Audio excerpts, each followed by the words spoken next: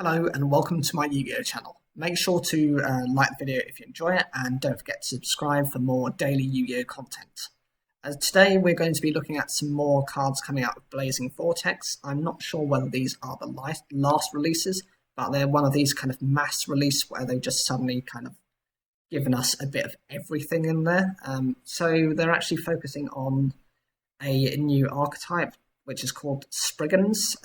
You're seeing my first reaction to this as well. I've not covered these. I knew they were around. I've heard a little bit from the community, but I have not seen what they can actually do. So here we go. Spriggans Rocky is a level 4 fire attribute,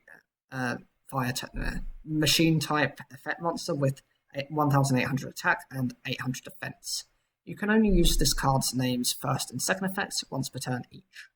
1. If this card is normal or special summoned, you can target one Spriggans monster or Vast Desert Golgonda in your graveyard, except Spriggans Rocky, and add it to your hand. And 2. If this card is in your hand, field, or graveyard, you can target one Spriggans Xyz monster you control, attach this card to it as material.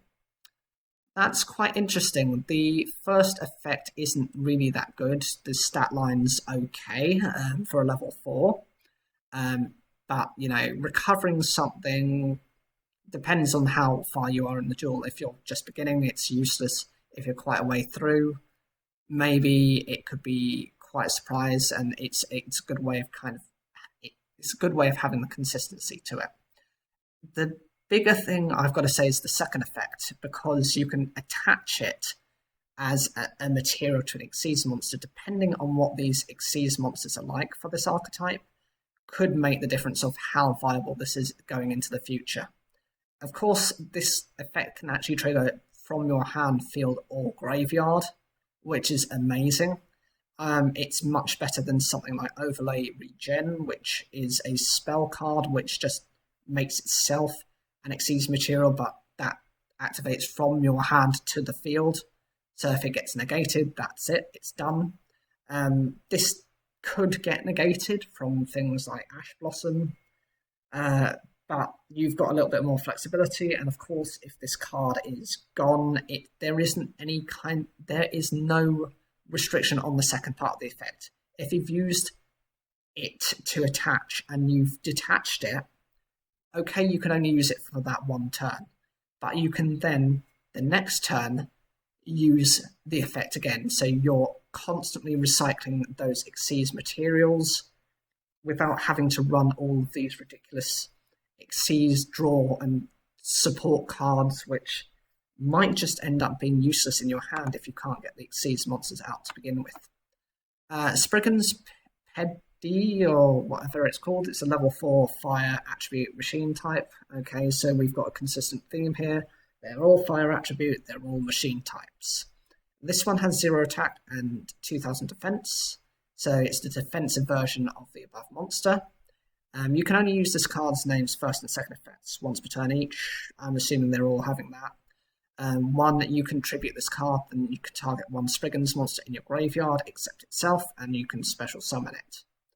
That's actually quite consistent. It helps to add to the consistency, because if you're able to special summon the one that I just mentioned, you're then able to recover a card from your graveyard back to your hand. And the second effect is the same as the... it's consistent with all of them. You can use it as Xyz material.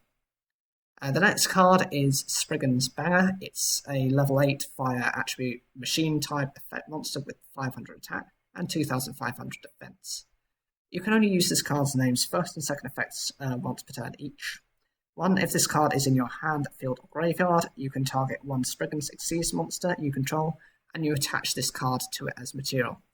Interesting thing about this is they've actually switched the order of those effects.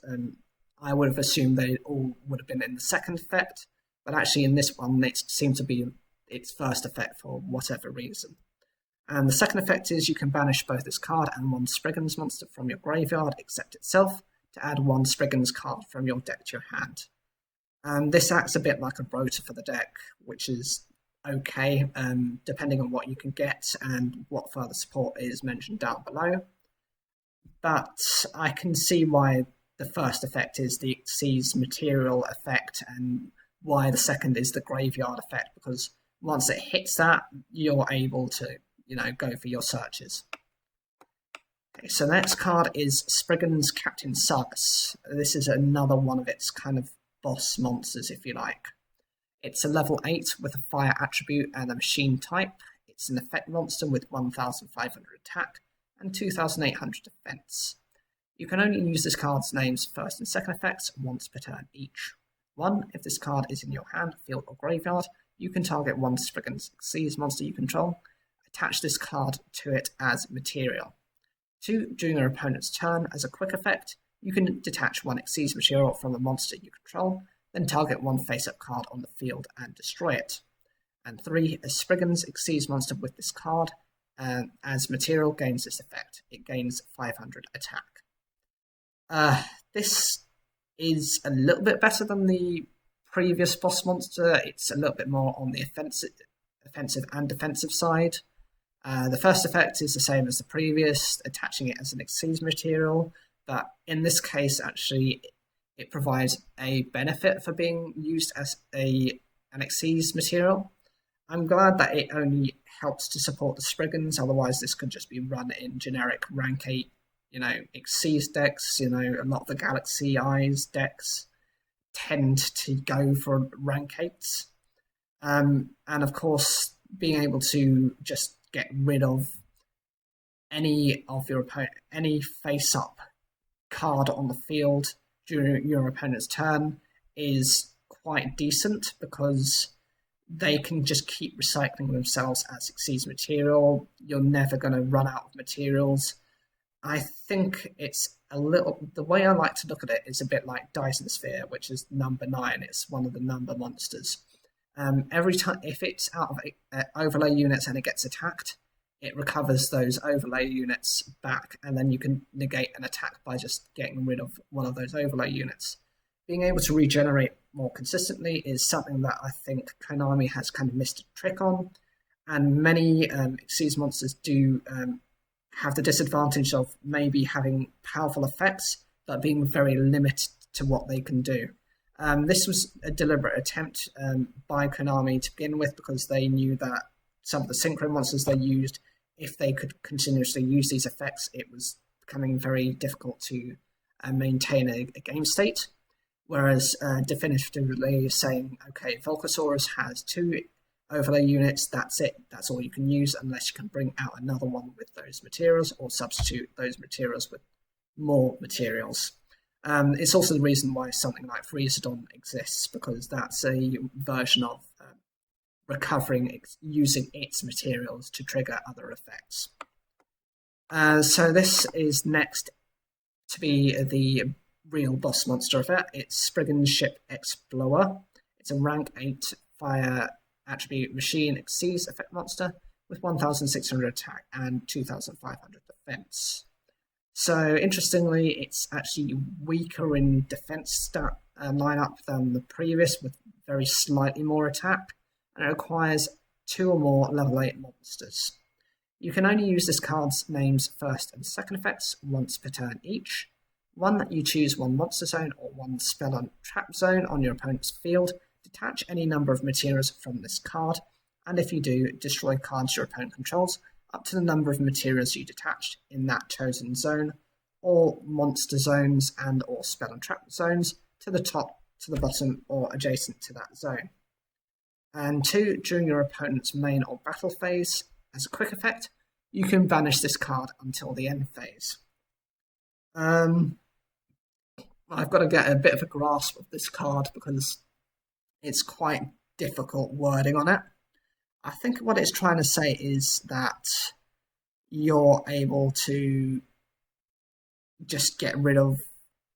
You're essentially able to get rid of a couple of cards if they're, in the various zones. If they're, in proximity. I think most people are quite aware of how zones work and how, never having too many cards within zones that are, of the same because of the Mech Knights So you would never have a spell and a monster in the exact zones, one on top of the other, because that way your opponent has an instant special summon from that. That's the only reason I can see this. It does help to confuse your opponent now, because running this, your opponent is going to have to be very careful of how they place their cards, in the fear that they might be destroying multiple cards if they don't plan effectively. The second part of the effect is quite unusual. It's a bit like interdimensional matter transporter. It just banishes itself. The problem with that is you're just getting rid of the Xyz material. I suppose it's not too big of an issue because you can recover those with the archetype itself, but it's, really its effect can be quite limiting, and it's only effective on your turn. That's how it works. And if your opponent, gets you to remove this and then you don't have the necessary protection, they can just OTK you either way. The next card is Spriggan's Watch. You can only activate one card with this card's name per turn. 1. Add 1 Vast Desert Gold Gorgonda from your deck to your hand. If you control the Vast Desert Gold Gorgonda in your field spell, you can apply this effect instead. Add 1 Spriggan's monster from your deck to your hand, and send 1 Spriggan's monster from your deck to your graveyard. This card is basically set up for the archetype, and until I read what Gold Gorgonda does, I'm not actually sure. Okay. Seems that the Gold Gorgonda is the field spell card. You can only use this card's name's second and third effects once per turn each. 1. Spriggans exceeds monsters on the field gain 1000 attack. 2. If you do not control a Spriggans exceeds monster, you can discard 1 Spriggans card, special summon 1 Spriggans exceeds monster from your extra deck. And 3. If a face-up exceeds monster you control leaves the field by a card effect, you can target 1 monster your opponent controls. It cannot attack for the rest of this turn. Okay, so this explains why that exceeds monster does what it does. I was very concerned with its attack stat being only 1600, but with this effect, its first effect, it makes it 2600 attack monster, so I'm a little bit less concerned there. If you don't have an exceeds monster, a Spriggans exceeds, you're actually able to just rocket out a Spriggans exceeds monster from your extra deck. So you're turboing those out incredibly fast, and then you're just able to attach the exceeds materials as the archetype likes to do incredibly quickly. This avoids the pain of having to get your level 8s on the field to rank them up or to do anything else with them. You don't have to overlay, you don't have to bother with too much. And the thing is about the third effect, which is really good, which is what my main concern with this archetype was, is if it banishes itself, your opponent can just attack with everything directly. This actually pauses your opponent's, at least one of your opponent's monsters. So again, this actually justifies how that Xyz monster works. Although saying that, I do think they still need more Xyz monsters. You've only got the one at the moment. They'll definitely be getting more in the future. The next card is Spriggan's Call. This is a normal trap card. With the effect, you can only use this card's name's first and second effects once per turn each. 1. Target 1 Spriggans monster or Fallen of Albaz in your graveyard to special summon it. And 2. During either player's turn, except during the turn that this card was sent to the graveyard, you can banish this card and 1 fusion monster from your graveyard, then target 1 Spriggans Xyz monster you control. Attach 1 fusion monster that lists Fallen of Albaz as a fusion material from your extra deck to that target as Xyz material. Okay, I'm a little confused about how this card is that good. Yes, you're able to recover a Spriggans monster, including if you've properly Xyz summoned that Xyz monster. And of course, you're just using materials from your extra deck. Generally speaking, I think this is one of the weaker cards within the archetype, and I don't know why you would use it, but that's just my opinion on that anyway. So we've got Spriggans Blast. It's a normal trap card. You can only activate one card with this card's name per turn. If you control a Spriggans monster, you can choose one main monster zone on your opponent's field. If there is a face-up monster in that zone, it cannot attack directly, and its effects are negated until the end of this turn. If there is no monster in that zone, it cannot be used for the rest of this turn. If you control a fusion monster which lists Fallen of Albaz as fusion material, you can choose 2 zones with this effect. This shuts down your opponent from doing anything, but it does rely on you having the...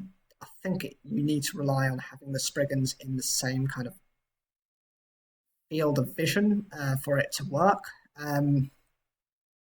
But it is reliant on your opponents having face-up cards if they are able to negate this effect, or aren't too bothered about you doing this. You know, they just won't make too much of concern for them. It's more of a preventative measure than it is a reaction. Some would say that's actually a good thing, but it's very defensive-based, and again, I don't see it as big support for it.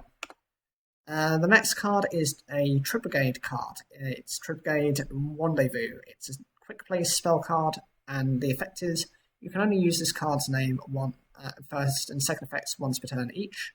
1, target any number of linked Beast, Beast Warrior, or Winged Beast monsters you control. They each gain 700 attack until the end of this turn. And 2, if a linked Beast, Beast Warrior, or Winged Beast monster you control would be destroyed by battle or card effect, you can banish this card from your graveyard instead.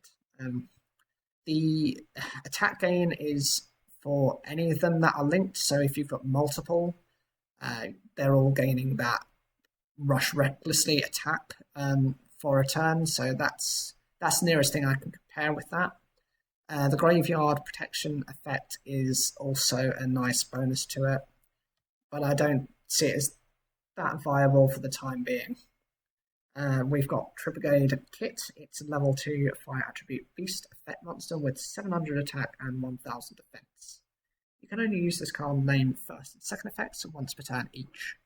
You can banish any number of Beast, Beast Warrior, or Winged Beast monsters from your graveyard and special summon one Beast, Beast Warrior, or Winged Beast link monster with the same link rating as the number you banished from your extra deck.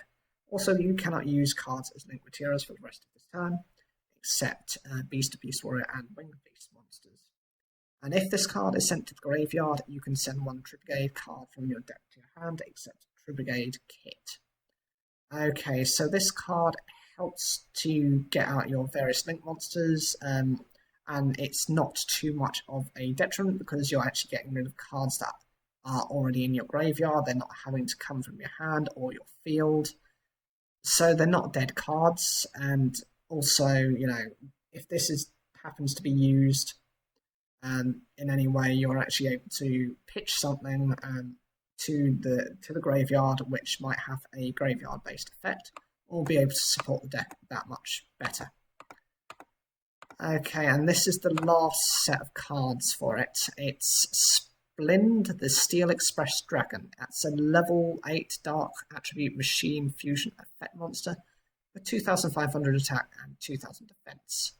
The materials are Fallen of Albaz and 1 effect monster, special summoned this turn. You can only use this card's name's first and second effects once per turn each. During your main phase, you can move this card to another main monster zone on your field, then you can destroy all other face-up cards in this card's current column. 2, during the end phase, if this card is in the graveyard because it was sent there this turn, you can target one Spriggans monster or Fallen of Albaz from your deck and either add it to your hand or special summon it. Okay, so if you're getting rid of all, the first part of the effect means that if your opponent has in the same column, say 2 cards, they have their the monster and the like a face-up continuous spell or trap card, that's okay. The problem I have is I would have preferred if it had just been any cards in that card's current column, because that way it could guarantee getting rid of them. In this case, it's quite situational, and for a 2500 attack monster, it's not that great. The secondary effect, if it's actually gotten rid of, it can replace itself, is quite decent. because at least it's a 1-for-1. You're not having to sacrifice anything, no life point cost, no restrictions on it. So that makes it quite decent. And the final card is Documatica Genesis. It's a normal trap card, and you can only activate one card with this card's name per turn. Target one banished fusion, synchro, exceeds, or link monster and one effect monster your opponent controls. That is the same card type. It must be fusion, synchro, exceeds, or link. Return the banished monster into the extra deck, and if it does, negate the effects of that opponent's monster. I'm not that keen on this card. There's so many other negation cards. You've got Effect Veiler, Breakthrough Skill. You've got even archetype-specific protection and negation effects through monsters, spell, or traps. That this card, even within Dogmatica, is not useful. It's quite underwhelming. Generally speaking, these cards are quite impressive. I like the Spriggans for what they can do. It seems to be that they're based on kind of getting rid of your opponent's cards, but also relying very heavily on their Exceeds monster. I see if your opponent is able to actually get rid of this, your Exceeds monsters, or if they banish them, or you accidentally banish them for extravagance or something of that like, chances are you're not going to recover that well. There are also a lot of machine archetypes out there that are more powerful in what they can do, just as they are. You've got the rank 10 trains, which might arguably be better. So it might already just be outclassed and outpowered, despite what people might think. Anyway, whatever you think, leave your comments down below. Like the video if you enjoy it. Whatever you think of them, I'd love to hear. And don't forget to subscribe for more daily Yu-Gi-Oh!